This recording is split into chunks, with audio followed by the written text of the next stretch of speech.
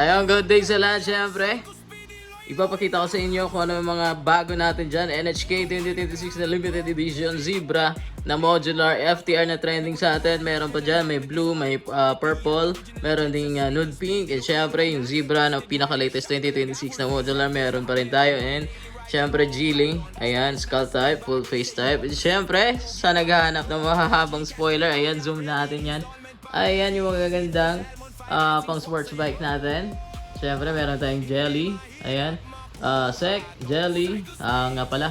Matte, glossy, matte black. And syempre, yung sec na white na naka-double bearing. And syempre, yung iba sa naghahanap nito, meron na pala. So, kung sino yung ano sa atin, nagtanong ng last time, yan po. Meron na tayo ulit. Syempre, Spider. I think this is 2026, syempre.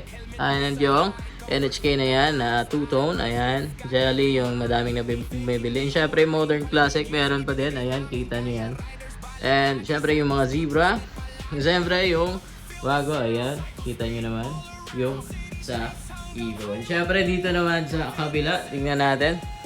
Ayan, meron pa tayong mga modular ni Jelly na nag-trending. And syempre, convertible na half face to full face. And syempre, yung tinatawag nila na Ironman style. Ayan, meron pa tayo glossy black, glossy white, matte black, and syempre yung modular nila na napakaganda na pink. And syempre halos lahat flash and Revo yung mga visor. Ayan, meron pa dyan. And syempre, naganap ng Evo.